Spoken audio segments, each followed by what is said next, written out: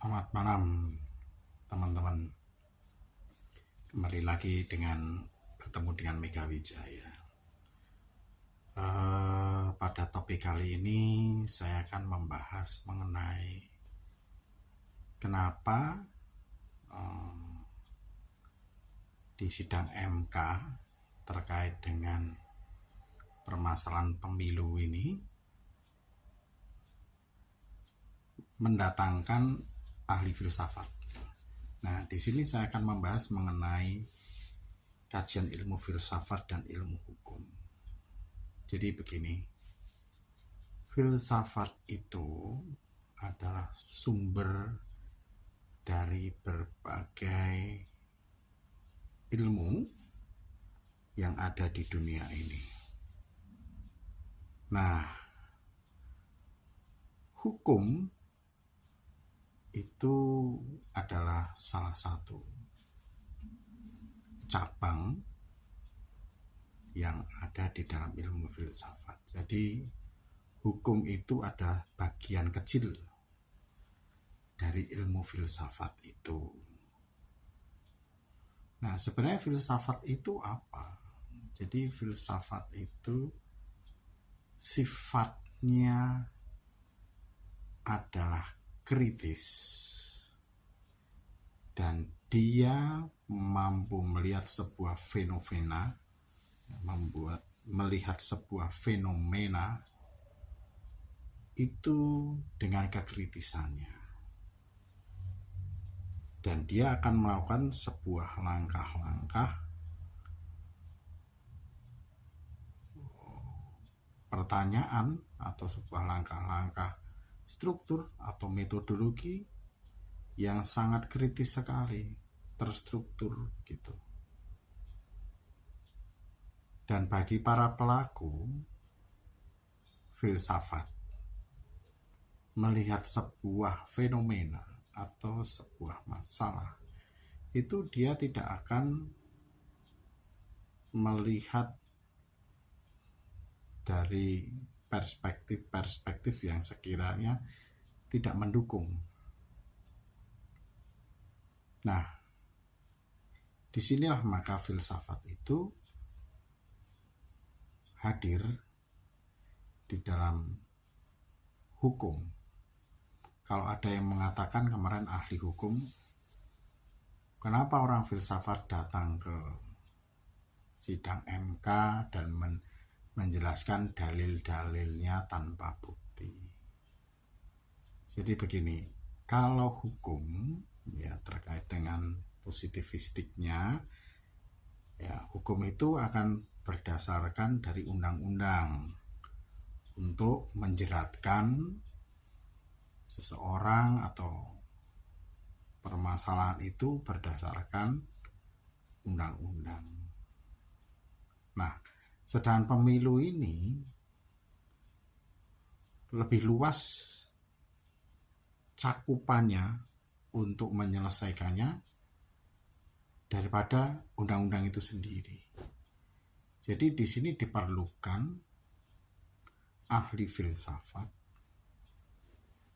untuk menjelaskan substansi, intisari, atau esensi dari permasalahan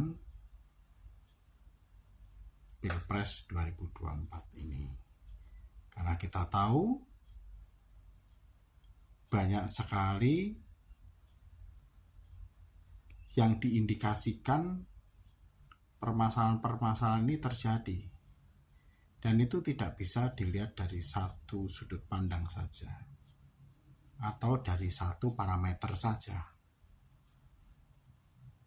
Maka dibutuhkanlah ahli filsafat untuk menjelaskan hal ini secara gamblang, secara jelas, sehingga ketika nanti hakim-hakim MK ini mengambil sebuah keputusan, itu berdasarkan dari sudut pandang yang menyeluruh. Jadi tidak salah jika Profesor Romo Magnis Suseno ini hadir sebagai seorang ahli filsafat menjelaskan mengenai duduk permasalahan apa yang terjadi di Pilpres ini. Jadi jangan salah bahwa hanya ahli hukum saja yang boleh menyelesaikan kasus ini, tidak. Justru ahli hukum itu harus mengerti juga sudut pandang dari segi filsafati. Kalau ahli hukum itu hanya melihat dari substansi hukumnya saja, maka hukum itu sifatnya tidak akan berkembang menyelesaikan permasalahan yang terjadi. Tetapi jika seorang ahli hukum juga memahami filsafat, maka dia akan lebih bijaksana mengambil kesimpulan, ya, atau menyatakan premis-premis, menyampaikan logika-logika dengan mengedepankan etika. Jadi sifatnya tidak kaku. Hal inilah yang terkadang membuat seseorang yang mengambil keputusan hanya dari satu sudut pandang hukum saja itu menjadi lemah dalam pengambilan keputusan ataupun memberikan statementnya. Tetapi jika dia juga mengcombine atau menyatu padukan antara filsafat dan hukum, maka keputusan yang disampaikan akan lebih baik. Nah, hal inilah yang perlu dipahami, karena bagaimanapun juga hukum itu adalah bagian kecil dari filsafat. Jadi jangan salah